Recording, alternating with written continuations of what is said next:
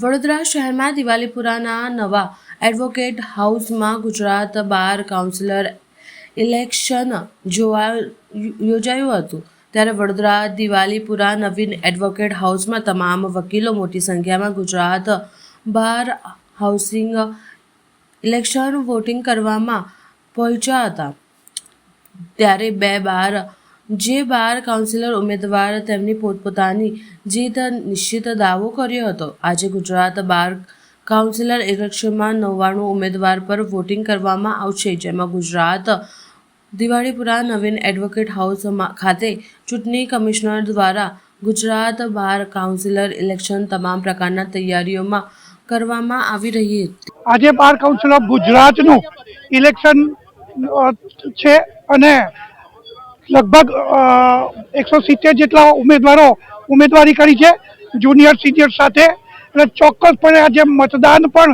ઘણું સારું છે। એક પર્વ છે કે આજે તમામ આખા ગુજરાતના વકીલશ્રીઓ, ગુજરાતના ટોટલ 272 બાર છે એ 272 બારના વકીલશ્રીઓ આજે વોટિંગ કરશે અને મતદાન કરીને જે પણ ઉમેદવારો જીતશે તે ઉમેદવારો ચોક્કસપણે વકીલશ્રીઓના કામ કરશે, વકીલશ્રીઓ માટે હાજર રહેશે। તેથી આજનું પર્વ અમારા માટે એક ઐતિહાસિક છે। બાર કાઉન્સિલ ઓફ ગુજરાતની નવી બોડી આ ચૂંટાઈને બનવા જઈ રહી છે। તેથી ચોક્કસપણે આજની અમે ઇલેક્શન એ ઉજવણી રૂપે માનીએ છીએ। બાર કાઉન્સિલ ઓફ ગુજરાતનું ઇલેક્શન જ્યારે આજે સમગ્ર ગુજરાતમાં હાલ ચાલી રહ્યું છે ત્યારે વડોદરા વકીલ મંડળના ઘણા ઉમેદવારો ચૂંટણીમાં ઝંપલાવ્યું છે।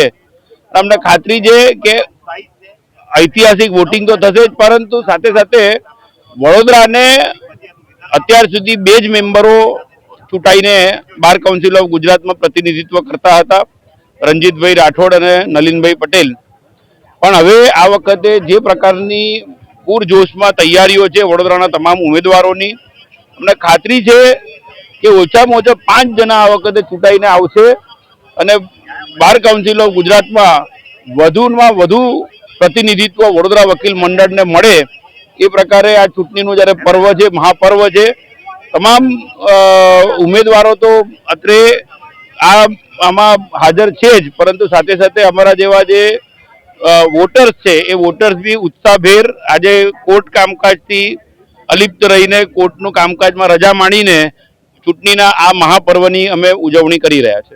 આજ રોજ બાર કાઉન્સિલ ગુજરાતની 2024ની ચૂંટણી છે, જે ચૂંટણી 8 વર્ષ પછી યોજવામાં આવી છે અને તે પણ સુપ્રીમ કોર્ટના જજમેન્ટ મુજબ યોજવામાં આવી છે। તો મારા તમામ વકીલોને એક નમ્ર અરજ છે કે 8 વર્ષ બાદ આ ચૂંટણી આવી છે અને 5 વર્ષની આ ચૂંટણી ટર્મ છે, તો જરૂરથી વોટ કરવા તમે તમારા મિત્ર વર્તુળ લઈને આવો અને મારો ક્રમાંક નંબર 26 છે, તો 26 નંબરને પ્રેફરન્શિયલ વોટ 1 આપીને જીતાડજો।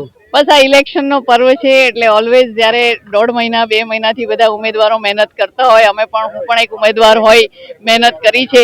91 નંબર એટલે આમ તો એવું કહેવાય કે આપણા ભારત દેશના ટેલિફોનનો કોડ નંબર 91, એટલે આપણે 91 થી એટલે આપણે શુદ્ધ દેશી ભારતીય થી ઓળખાતા હોઈએ છીએ અને એ જ નંબર મને મળ્યો છે, મહાદેવની કૃપા છે। ઇલેક્શનમાં આપના માધ્યમથી સર્વેને શુભેચ્છાઓ। મારા 99 ઉમેદવારો જે છે બધા જ એડવોકેટ મિત્રો છે, ભાઈ બહેનો છે, બધાને આપના માધ્યમથી શુભેચ્છા પાઠવું છું અને દરેક વકીલોને કહીશ કે આપ આવો। આ બાર કાઉન્સિલનું ઇલેક્શન છે એટલે કે આપણી જવાબદારીઓ, આપણી સનદના ઇલેક્શન છે। આપણે ચોક્કસથી મતદાન કરવા આવીએ ને સારા લોકોને ચૂંટીને લાવીએ ને એમાં મારો પણ સમાવેશ થાય એવી અભ્યર્થના સાથે સર્વેને ફરી એકવાર આમંત્રણ આપું છું કે ચૂકતા નહીં આ પર્વને અને આ મતદાનને, કારણ કે 5 વર્ષે આવે છે એટલે ખૂબ જવાબદારીપૂર્વક બહાર નીકળીને ચોક્કસ આવજો।